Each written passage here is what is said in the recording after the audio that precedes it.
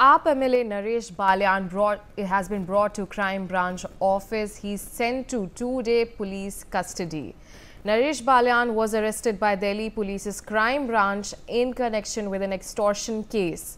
The police also argue that custodial interrogation was vital to unravel the conspiracy and trace the gangsters' whereabouts and dismantle the extortion syndicate. Meanwhile, let's have a look at the political reactions that are coming in. में एक रंगदारी और वसूली की सरकार चल रही है।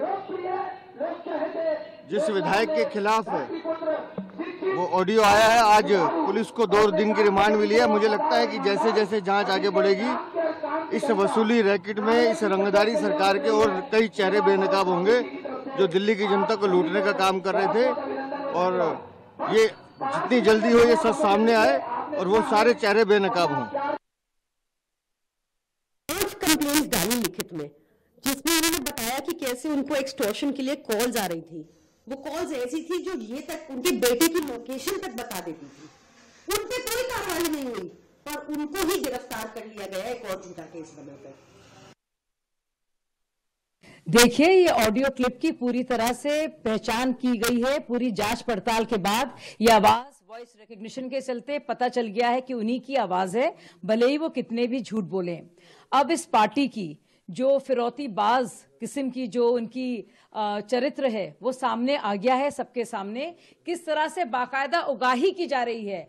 उत्तम नगर में 10 साल से ये शख्स विधायक है। आप वहां जाकर पूछिए इनकी क्या रेपुटेशन है। यही नहीं, जिस डेवलपर को लगातार जिससे ये फिरौती कर रहे थे, उगाही कर रहे थे, कपिल सांगवान के साथ मिलकर आप देखिए किस तरह से उसको धमकी दे रहे थे और बाकायदा प्लानिंग करके एक गैंग के साथ पैसे हथियाने की कोशिश कर रहे थे। देखिए, ये इनका असली डीएनए है। चोरी करना, भ्रष्टाचार करना, फिरौती करना और हर जगह में मुनाफाखोरी करना, ये इनकी प्रवृत्ति है और ये सामने आ रही है। अब जब जैसी खबर मिली कि इनको पकड़ा जाएगा बालियान जी को, इन्होंने प्रेस कॉन्फ्रेंस कर दी और फिर ध्यान भटकाने के लिए अपने को थप्पड़ भी पड़वा दिया। अब कितनी बार थप्पड़ पड़वाएंगे भाई? और ऐसे कितने मुख्यमंत्री हैं, कोई से और को तो थप्पड़ पड़ते नहीं। सबके साथ उतनी सिक्योरिटी है। पहले जब सिक्योरिटी नहीं थी, क्योंकि बाकायदा आपने ऐलान किया था कि मैं ना गाड़ी लूंगा ना बंगला लूंगा, हमें किसी को सिक्योरिटी की जरूरत नहीं थी, तब तो आपने थप्पड़ पड़वाया अपने को कई बार अपने ही लोगों से। फिर क्या क्या मनीष सिसोदिया ने, देखिए मुख्यमंत्री हैं, इनको Z+ सिक्योरिटी चाहिए, मतलब इस तरह की डिमांड्स आई। अब तो पूरी सिक्योरिटी भी साथ में है, तब भी लोग पहुंच पा रहे हैं। कौन यकीन करेगा बताइए? कौन यकीन करेगा कि एकाएक ही होता है? जब ध्यान भटकाना होता है अपने फिरौतीबाज एमएलए से, जब अपनी ही पार्टी का भ्रष्टाचार जो उजागर हो रहा होता है, पोल खुल रही होती है, तो कुछ एकाएक ऐसी कोई घटना हो जाती है। कोई यकीन नहीं करेगा। जानबूझ के अपने को पिटवाना। एकाएक दिल्ली की स्थिति बहुत खराब हो गई है। क्राइम कितना बढ़ रहा है? कोई क्राइम एक दिन में तो बढ़ा नहीं।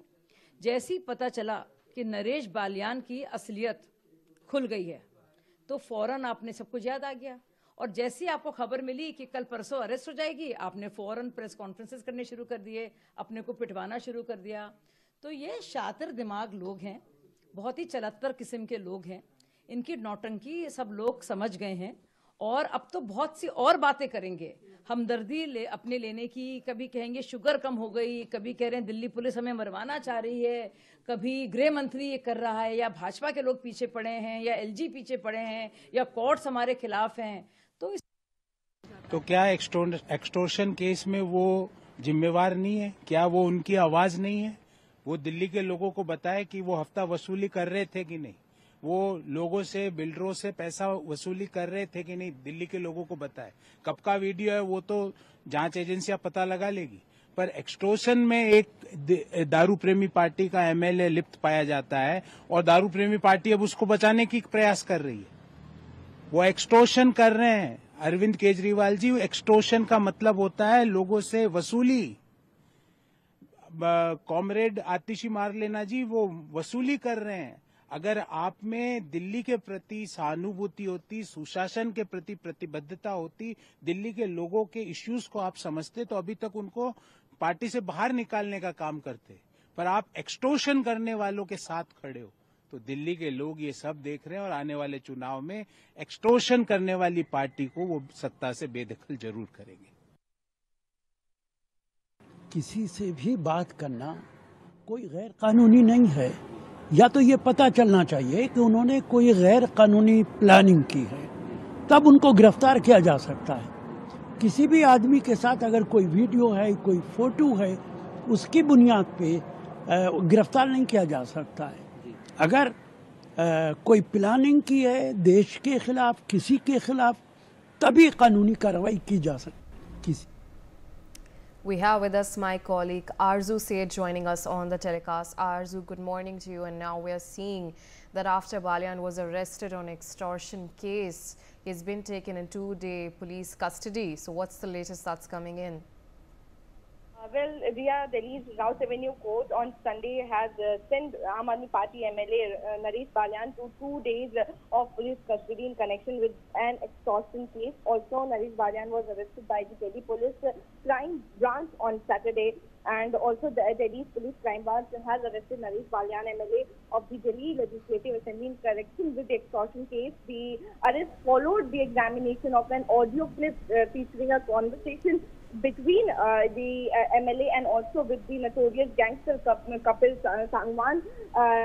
Nandu, and the police has also posted on these information on Saturday, and this development follows the release of an audio clip by the Bharatiya Janata Party. And in this case, there is an audio recording of a conversation between the gangster and the MLA. And after that, there was a lot of allegation that the Bharatiya Janata Party has put on the Aam Aadmi Party, saying that this is the corrupt party and they are taking the money of the public, and in fact trying to defend their own MLA instead of taking any action. And at the same time, addressing a press conference at the AAP headquarters, Kejriwal claimed that the Naresh Balian received multiple threatening calls from the gangster Kapil Sangwan, and seeking extortion money, against which the MLA submitted complaints to the Delhi police. Delhi BJP chief Sukhdev Sachdeva accused the Kejriwal of defending the criminals. So there you can see the war of words regarding the arrest of the AAP MLA Naresh Balian, but this remains to be seen, what next, whether he will be released or the police custody is going to increase.